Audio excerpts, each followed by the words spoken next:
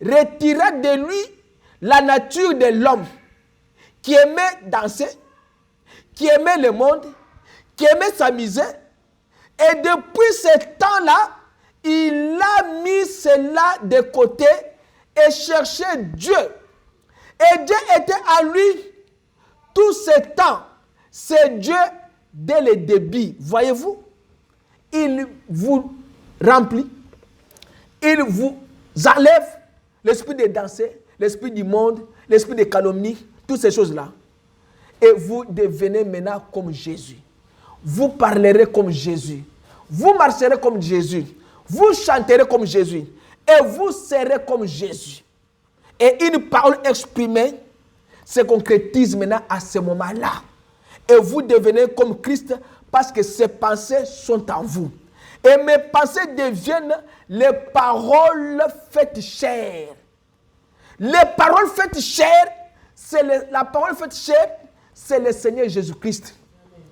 Il a marché dans ce monde.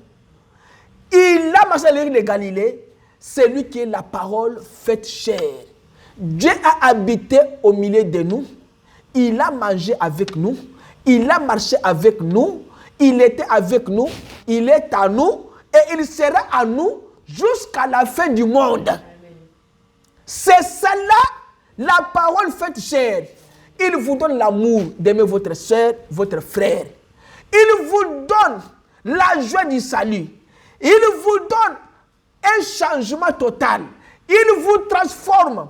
Il vous guérit. Parce que lui, Jésus, est la parole faite chair. Il est la pensée de Dieu. Quand l'homme a chuté, Dieu a dit que j'enverrai quelqu'un pour aller sauver l'humanité. Mais c'était une pensée. Quand cela est venu, il a dit qu'une vierge concevra. Et quand la vierge a conçu, et l'enfant est sorti, ce n'était pas encore la pensée de Dieu, mais c'était la parole exprimée maintenant et matérialisée à ce moment-là. Mais quand cette parole, quand cet enfant a commencé à prêcher l'évangile, cela maintenant est devenu une parole faite chair, habitant au milieu de nous. Il dit, ce n'est pas que nous avons fait, c'est ce qu'il a fait. Détournant mon âme des choses du monde pour les choses de Dieu. Des courses de chevaux, des paris de l'adultère, du mensonge, du vol. Il changea mon âme, changea mes pensées. Après cela, mes pensées deviennent si réelles qu'elles deviennent des paroles sur mes lèvres. Et elles se concrétisent. Mais maintenant, je suis un chrétien. Cela a fait de moi une autre personne. Cela m'a changé. Quand Jésus a prononcé ces paroles, cela m'a changé. Et cela m'a donné la vie éternelle et la joie du salut. Et quand Jésus prononce ces paroles, beaucoup de gens prétendent être des chrétiens. Beaucoup de gens partent à l'église. Beaucoup de gens disent, moi je suis un chrétien. Ils prétendent être des chrétiens, mais ils ne le sont pas. William Branham dit que si vous pensez que vous le pensez, mais si vous imaginez que vous le pensez et que vous l'exprimez et que ça ne se concrétise pas, c'est que vous n'êtes pas sur la bonne route. Si vous pensez ce que vous pensez là et que vous le faites et cela n'arrive pas, c'est que vous n'êtes pas sur la bonne route. Il y a quelque chose qui cloche dans votre vie. La chose qui cloche là, c'est ce que vous devez enlever ce matin. Les saisissez-vous. Je ferai peut-être mieux de le dire plus lentement. Regardez, si vous imaginez être un chrétien et que vous le déclarez de vos lèvres, mais qu'ensuite vous découvrez que vous ne l'êtes pas, vous feriez mieux alors d'avoir un changement de pensée, un changement du cœur. Si vous dites que vous êtes un chrétien, et tout ce que vous faites, ça n'arrive pas, et ça ne marche pas, vous voyez que vous faites des choses contraires. Comme vous avez la pensée en vous, que je suis chrétien, change maintenant la pensée, change maintenant la méthodologie de vivre, change maintenant la manière de vivre pour que vous puissiez devenir un chrétien. Il vous dit que Un changement du cœur. Si ton cœur ne change pas, on te reproche pour la haine, on te reproche pour l'adultère, on te reproche pour le vol, on te reproche pour les critiques. Ton cœur ne change pas. Il serait mieux de chercher un changement. Il serait mieux d'abandonner ces pensées-là, de chercher une autre pensée qui est la pensée du Seigneur. Parce que ça ne rend pas témoignage de vous. Vous voyez, madame, que comment toi tu prétends être chrétien, mais les gens qui te voient, ils voient que tu n'es pas chrétien. On te voit partout en train de critiquer les gens. Non. Ça n'apporte pas le fruit. Mais le fruit de l'esprit sont la gentillesse, la paix, la joie et tout cela. Ça n'apporte pas le fruit. Et si le fruit du Saint-Esprit n'est pas en vous, c'est que vous vous trompez. Il dit ceci. Maintenant, si vous pensez que vous le pensez, mais si vous imaginez que vous le pensez, que vous l'exprimez, ça ne se concrétise pas. C'est que vous n'êtes pas sur la bonne route. C'est ça. Mais soyez pire dans tout votre cœur. Soyez clair avec les gens. Soyez pur dans votre cœur. Ne soyez pas des personnes doubles. C'est que Jésus a dit aux pharisiens, vous êtes des hypocrites. Vous êtes des tombeaux blanchis. Vous fermez la porte du ciel pour les gens et vous la fermez pour vous-même aussi. Vous prétendez être les enfants d'Abraham, mais vous ne l'êtes pas. Abraham n'a pas fait ce que vous faites. Moïse n'a pas fait ce que vous faites. C'est que vous faites les œuvres de votre père. Vous n'avez pas un cœur d'un enfant de Dieu. Quand vous sortez avec les problèmes de la famille d'autrui, vous parlez dans une autre famille. Vous n'êtes pas un enfant de Dieu. Quand vous êtes toujours sous les pantalons, une fille de Dieu. Vous êtes toujours un homme compliqué, un homme de mauvaise vie. Vous n'avez jamais été arrivé à la maturité. C'est que l'Esprit du Seigneur n'est pas en vous. Vous voyez, madame dit qu'il doit y avoir un changement. Le cœur doit être pur. La pensée doit être pure. Votre conscience, tout cela doit se concrétiser par un seul esprit, l'Esprit du Seigneur. Et si ça ne se concrétise pas, Dieu ne peut pas vous aider. Parce que la parole de Dieu est infaillible. Dieu est infaillible dans sa parole. Quand il prononce la parole va se matérialiser. Et Dieu prend le temps pour le faire. Et Dieu prend aussi le temps pour donner aussi aux gens le temps de pouvoir se repentir et revenir à la vérité. Mais les gens ne veulent pas le faire. Ils continuent. Mais la parole faite chair est là. Seigneur Jésus-Christ est là pour le pardon de nos péchés. Il peut vous pardonner. Il peut vous donner la vie. Il dit que prenez garde à ce que vous dites. Quand Dieu parle, cela doit arriver. Prenez garde à ce que vous dites. Dieu peut parler à travers votre frère et cela peut vous arriver. C'est pourquoi vous devez savoir qui vous critiquez. Vous devez savoir qui vous parlez mal. Parce que les autres personnes, quand vous parlez mal, et il crie à son Père qui est Dieu, Dieu va chez vous. C'est pourquoi je vous mets en garde ce matin de ne pas parler de mal des gens. Parce que tout le monde n'est pas le même. Nous n'avons pas la même puissance. Nous n'avons pas la même dimension. Nous n'avons pas la même grandeur. Il y a les autres qui sont petits, il y a les autres qui sont grands. Il y a les autres qui n'ont pas la puissance, il y a les autres qui ont la puissance. Il y a les autres qui n'ont pas la parole, il y a les autres qui ont la parole. Quand vous me critiquez moi, et que je me fâche, je pleure à mon père peut vous faire du mal. Il dit que prenez garde à ce que vous dites. Quand Dieu parle, cela arrive. Peu importe combien ça ne semble pas être le cas, ça arrivera. Il vous dit que moi, Branham, j'ai vu des choses comme ce fut le cas dans ces derniers voyages. J'ai vu Dieu accomplir quelque chose, les amis, que je pensais être impossible, mais cela est arrivé. Quand Dieu parle, parce que Dieu est infaillible, quand Dieu parle, cela arrive. Quand c'est d'abord sa pensée. ensuite sa parole exprimée, alors ce n'est rien. Peu importe les circonstances, cela doit arriver. Oh, pouvez-vous voir l'infaillibilité de la parole? Il a aveuglé les yeux, il a endurci le cœur de père qui ne voient des yeux, qui ne comprennent du cœur, qui ne se convertissent et que je les guérisse.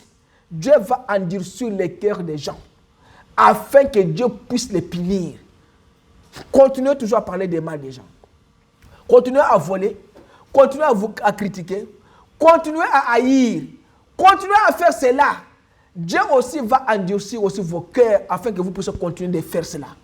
Mais quand la colère de Dieu tombe, Dieu ne pardonnera pas. Parce qu'il a dit dans la Bible, celui qui écoute mes paroles et qui croit à celui qui m'a envoyé a la vie éternelle. Mais vous ne croyez pas sa parole, c'est parce que vous critiquez les gens. La parole nous interdit de parler des mal des autres. La parole nous interdit de critiquer les gens. La parole nous interdit de voler. La parole nous interdit de commettre l'adultère. La parole nous interdit de tuer. Mais nous tuons chaque jour. La parole faite chair. Jésus-Christ, lui l'amour est infatigable. Il n'a jamais volé. Il n'a jamais menti. Il n'a jamais critiqué les gens. Il a toujours dit la vérité. Parce que la vérité est en lui et la vérité c'est lui. Celui qui écoute mes paroles et qui croit celui qui m'a envoyé à la vie éternelle. Et ne vient point en jugement, mais il est passé de la mort à la vie. Vous devez passer de la mort à la vie. Non pas celui qui va à l'église. Celui qui va à l'église, il peut partir à l'église pour aller pour du bon. Mais celui qui écoute mes paroles à la vie éternelle. Et éternel, affermit les pas des justes, c'est ce que la Bible dit. Quand vous êtes injuste, vous faites des choses justes. Vous êtes un homme qui pense juste, un homme qui a un cœur juste, un homme qui a une bonne vie. Tout ce que vous faites, c'est juste. Dieu affermira tes pas. La Bible dit que l'Éternel affermit les pas des justes. Si tes pas ne sont pas justes, Dieu ne peut pas les affermir. Les pensées exprimées de Dieu dans les cœurs humains, pour suivre leur chemin, comme le Dieu immortel conduit ses sujets de lieux en lieu. Et la Bible dit que l'Éternel a affermi les pas des justes. Combien nous voyons le monde, quelle durée à l'éternité. Quand nous pensons à la parole de Dieu exprimée par la bouche d'un mortel qui s'est tout à fait soumis à la parole de Dieu, il dit combien la durée de l'éternité, il n'y en a pas. Mais quand vous critiquez les gens, quand vous pensez mal des gens, quand vous ouvrez vous-même la porte de l'affaire, Dieu nous interdit ce matin de ne pas parler, de ne pas prendre le monde, mettre à nous, de ne pas avoir la pensée du monde. Dieu nous interdit de ne pas marcher comme le monde. Dieu nous interdit de ne pas faire les choses comme le monde. Dieu nous dit d'avoir la pensée qui était en Christ. La pensée immortelle, cela ne mourra pas infaillible, l'infaillibilité de Dieu. Jésus a dit, démolissez ce temple et moi je dois relever ça dans 3 jours. Et il croyait à l'immortalité de la parole. Il savait que ce que je prononce à ma bouche, cela arrivera. C'est comme ça que les chrétiens doivent être. Un chrétien doit croire à l'immortalité de la parole. Il doit savoir que ce qu'il prononce dans sa bouche, cela arrivera. Car la parole ne peut pas mourir. La parole est la parole vivante jusqu'à ce que Jésus-Christ vienne dans son royaume. La parole. Vous devez croire à l'infaillibilité de la parole qui sort de votre bouche. Jésus-Christ est une parole inspirée de Dieu. Avant que Dieu prononce la parole, que Jésus vienne au monde, il était inspiré. De même aujourd'hui, je crois ceci que le Seigneur Jésus, qui est monté dans les cieux, qui est monté dans les lieux élevés, reviendra de la même manière que vous l'avez vu s'en aller. Il revient pour les racheter, qui sont nés de nouveau. Il ne reviendra pas pour les impudiques. Il ne reviendra pas pour les gens qui ne sont pas nés de nouveau. Il reviendra pour les racheter qui sont nés de nouveau. Il ne viendra pas pour les voleurs. Il ne reviendra pas pour les adultères. C'est lui qui a pris la femme d'autrui sans la repentance. Vous devez savoir que Jésus-Christ ne reviendra pas pour toi. C'est lui qui commet l'adultère. Vous devez savoir que Jésus ne reviendra pas pour toi. C'est lui qui critique les gens. C'est lui qui détruit le foyer d'autrui. Sachez que Jésus ne reviendra pas pour toi. Il dit, il ne revient que pour les racheteurs qui sont nés de nouveau, lavés dans le sang, comme ça n'est allé. Et s'il reviendra, c'est exprimé dans la Bible. Des rois peuvent s'élever, des différents peuvent survenir. Le tonnerre peut arrêter la terre, la famine, les bombes atomiques, quoi que ce soit. Mais Jésus, le Fils de Dieu, reviendrait de la même manière que vous l'avez vu s'en aller. Parce que c'est la parole inspirée de Dieu qui l'a dit ça. Il reviendra parce que c'est la parole exprimée, inspirée de Dieu. La parole infaillible, cela ne faillira pas. Cette parole restera toujours une parole vivante jusqu'à ce que Jésus-Christ viendra pour les racheter. Il dit pour terminer, combien plus alors le fera le Dieu éternel à travers son être divin et la puissance parler de sa parole. Quand il prononce sa parole, les temps changeront, les hommes changeront, les nations changeront, les mondes changeront. Mais cette parole continue sans cesse à agir à travers les siècles parce qu'elle était d'abord la pensée de Dieu avant d'être exprimée. Quand Dieu prononce la parole, cela change l'homme. Cela transforme l'homme. Cela donne la vie à l'homme. Cela, même s'il y a des bombes atomiques, il dit que ça change les temps, ça change les gens, ça change les nations, ça change le monde. Quand la parole est prononcée, la parole change toutes choses. Jésus-Christ, la parole faite chair est la parole infaillible. Jésus ne faillira pas. Jésus-Christ ne faillira pas dans ses promesses. Il a dit que je m'en vais. Et si je ne pars pas, le consolateur ne reviendra pas. C'était une parole prononcée et inspirée de Dieu. Et cela a été matérialisé le jour de la Pentecôte.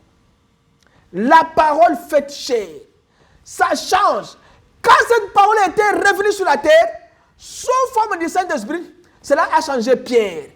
Cela a frappé Paul. Paul était changé. Cela a frappé Étienne. Étienne était changé. Cela a frappé Pierre. Pierre était changé. Cela a frappé André.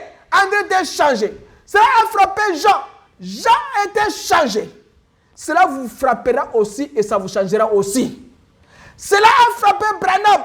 Branham était devenu un homme changé. Et cela aussi vous frappera et vous serez un homme changé. Les batteurs de l'or, pour savoir qu'il a obtenu l'or pur, il doit voir son reflet dans l'or. Un chrétien, pour savoir qu'il est arrivé à la parole faite chair, il doit lui-même avoir les pensées qui étaient dans la parole faite chair. Il doit être lui-même cette parole faite chair infaillible. Il doit savoir que si je prononce la parole, cela arrivera parce que c'est la parole infaillible de Dieu. Un chrétien qui arrive à la maturité, qui arrive au niveau de l'adoption, il est déjà la parole faite chair. La pensée qui était en Jésus doit être en vous. Cela change les dignitaires. Cela change les royaumes. Cela change les empires. Cela transforme le monde. Cela donne la vie. Cela a frappé beaucoup. Cela les a changés. Il les a donné la vie éternelle. C'est pourquoi ce matin, vous devez savoir que la parole faite chair, au commencement était la parole était faite chair, la parole était avec Dieu, la parole était Dieu. Cette parole a créé toutes choses. Elle a habité à nous sous forme du Saint-Esprit. Il a dit que je reviendrai, moi et mon Père. Nous ferons notre demeure en vous. Cette parole, Jésus, la parole faite chair là, a dit que moi je reviendrai. Nous ferons notre demeure en vous. Aucun démon ne vous atteindra pas. Aucune maladie ne vous coulera pas sur la terre. Vous serez le vainqueur des maladies. Vous êtes le vainqueur de la tombe. Vous êtes le vainqueur de la mort. Vous êtes le vainqueur de vos ennemis. C'est cette parole qui nous a donné cette promesse-là. Elle a dit que je suis vainqueur de toutes choses. Quand il a vaincu, et il est assis à la droite du Père, c'est lui qui nous a donné la vie que nous avons. Jésus-Christ, la parole faite chair, la parole infaillible, elle est au milieu de nous. Juste prononce la parole et Dieu fera le reste. Toi, sois humble. Ne suivez pas les courants du monde. Ne suivez pas les gens qui vous critiquent. Ne suivez pas les gens qui font la mauvaise vie. Ne suivez pas les gens qui ne veulent pas aller à l'église. Suivez un seul modèle. C'est la parole faite chair, le Seigneur Jésus-Christ. C'est lui qui vous donnera la vie éternelle. Et c'est lui qui vous appellera le jour de l'enlèvement, qui vous dira tel, montre Dieu mon fils. Parce que les autres, Jésus ne les appellera pas. Mais Jésus t'appellera quand c'est passé, quand ton cœur est pur, quand tes pensées sont ses pensées, quand tes sentiments sont ses sentiments, quand ta vie est sa vie à lui, alors il va maintenant vous appeler en vos noms. Quelqu'un a chanté, il m'a appelé en mon nom et je ne le connais pas. Mais quand je lui ai appelé, il a répondu en mon nom à moi. Ça, c'est le calvaire qui a écrit le pôle de vos péchés. Ne regardez pas à gauche, ne regardez pas à droite. Regardez à celui qui vous a créé et qui vous a donné la vie éternelle pour que vous puissiez être ce que vous êtes. Que le Seigneur vous bénisse. Acclamons le Seigneur Jésus-Christ. Alors nous allons nous mettre debout pour chanter. Que le